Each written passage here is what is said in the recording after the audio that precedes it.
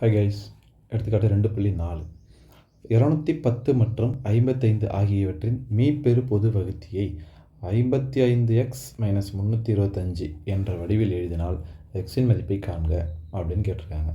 So அப்போ நமக்கு முதல்ல என்ன தெரியணும்னா, இந்த ரெண்டு நம்பரோட மீப்பெரு பொது வகுத்தி தெரியும். இதுக்கு முன்னாடி சின்ன கிளாஸ்லேயே நீங்கள் படிச்சிருப்பீங்க இந்த மீப்பெரு பொது வகுத்திலாம் எப்படி போடணும் அப்படிங்கிறதெல்லாம். இப்போ நம்ம இந்த யூக்ளிடின் தேற்ற வடிவத்தில் போடணும், அவ்வளோதான். எப்படின்னா, யூக்ளிடின் தேற்றம் இப்போ 2 கணக்கு முன்னாடி 2.2ல் பார்த்தோம் இல்லைங்களா. 2.2ல் எப்படி இருக்குன்னா, A = BQ + R. இதுதான் யூக்ளிடின் தேற்றத்தோட வடிவம், கரெக்டுங்களா. இந்த வடிவத்துக்கு கணக்கை அப்ளை பண்ணி கொஞ்சம் கொஞ்சமாக ப்ரொசீட் பண்ணணும். எப்படின்னா, ஃபஸ்ட்டு இதில் ஏங்கிறது என்னென்னா வகுபடும் எண், பிங்கிறது வகுக்கும் எண், கியூங்கிறது ஈவு, ஆறுங்கிறது மீதி. இதெல்லாம் எடுத்துக்காட்டு 2.1 மற்றும் 2.2ல் தெளிவாக பார்த்துருக்கோம், சரிங்களா.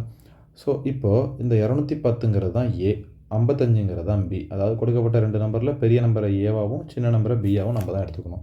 ஸோ இப்போ 210 55ஆல் வகுக்கிறோம், கரெக்டுங்களா. Right, okay. இப்போ இதில் எத்தனை 55 இருக்குது அப்படின்னு பார்த்தீங்கன்னா, 4 × 50 போட்டிங்கனாலே 200 வந்துடும். அதுக்கப்புறம் 4 × 5 20 220ன்னு வந்துடும். அப்போ 3 55 தான் இருக்குது. அதில் 3 × 55 எவ்வளோ? 3 × 55, 3 × 55 165, கரெக்டுங்களா. மீதி எவ்வளோ இருக்குது? 45, ஓகேங்களா. இப்போது இது ஈவு, இது மீதி, மற்றது ஏபிலாம் நமக்கு தெரியும். இந்த வடிவத்தில் எடுத்து எழுதணும். 210 = பி எவ்வளோன்னா 55, ஈவு எவ்வளோன்னா 3 ப்ளஸ் மீதி எவ்வளோன்னா 45. இப்படி தான் எடுத்து எழுதணும். இது எவ்வளோ தூரம் எழுதிக்கிட்டே இருக்கணும், எத்தனை ஸ்டெப் வரைக்கும் போகணும் அப்படின்னு பார்த்தீங்கன்னா, அதாவது மீப்பெரு பொது வகுத்தி கண்டுபிடிக்கிறதுக்கு இப்போது மீதி 0 வர வரைக்கும் வகுத்துக்கிட்டே இருக்கணும். இப்போ இங்கே என்ன இருக்குது?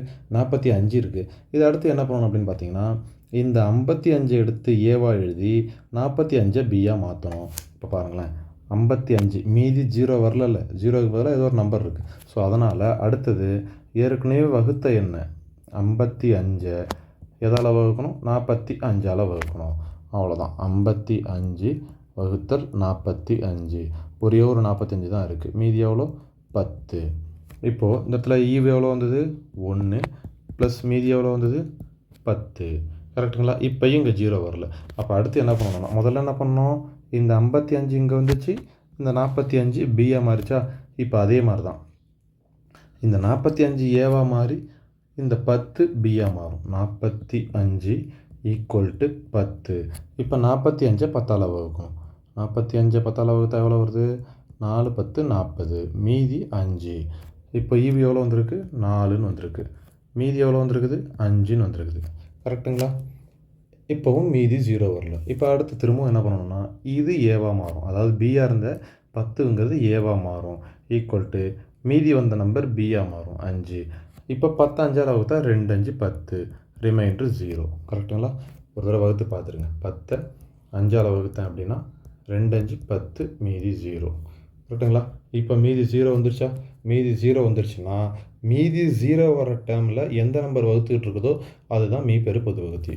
ஸோ இப்போ இதோட மீப்பெரு பொது வகுத்தி என்ன அப்படின்னு பார்த்தீங்கன்னா 5 மீ போ வா = 5. அவங்க நம்மள்ட்ட மீப்போவா கேட்கல, என்ன கேட்டிருக்காங்க அப்படின்னா, அதுக்கு ஒரு வடிவத்தில் ஒரு கேள்வி கொடுத்துருக்காங்கல்ல, 55x - 325ன்னு. இந்த டேர்மில் இருக்கும்போது எக்ஸோட மதிப்பு என்ன அப்படின்னு கேட்டிருக்காங்க. ஸோ இப்போ மீப்போவாவே 5ன்னு நம்ம கண்டுபிடிச்சிட்டோம், கரெக்டுங்களா. ஸோ அப்போ அதுவும் 5ஆக தானே இருக்கணும். நல்லா பாருங்கள், 210 மற்றும் 55 ஆகியவற்றின் மீப்பெரு பொது வகுத்தியை 55x - 325 என்ற வடிவில் எழுதினால் அப்படின்னு தான் கொடுத்துருக்காங்க. ஸோ அதோட மீப்போவாவே 5. அதை நான் என்ன பண்ணுறேன்னா, 55x - 325 = 5ன்னு எடுத்துக்கிறேன், அவ்வளோதான். இப்போ இந்த வகுத்தில் இருக்கிற 325 கழித்தல் இருக்கிற 325 அந்த பக்கம் போச்சுன்னா என்ன மாறும்? ப்ளஸ்ஸாக மாறும். 55x = 5 + 325, அது ரெண்டுத்தையும் கூட்டினா 330. 55x ஒரு 55 55, 6 55 330, x = 6. அவங்க கேட்டது எக்ஸின் மதிப்பு தான். இதை தான் கேட்டாங்க. தயவு செஞ்சு கணக்கு இதோட நிப்பாட்டிடாதீங்க. இது வரைக்கும் போடணும். அவங்க கேட்ட மதிப்பு x = 6. That's all.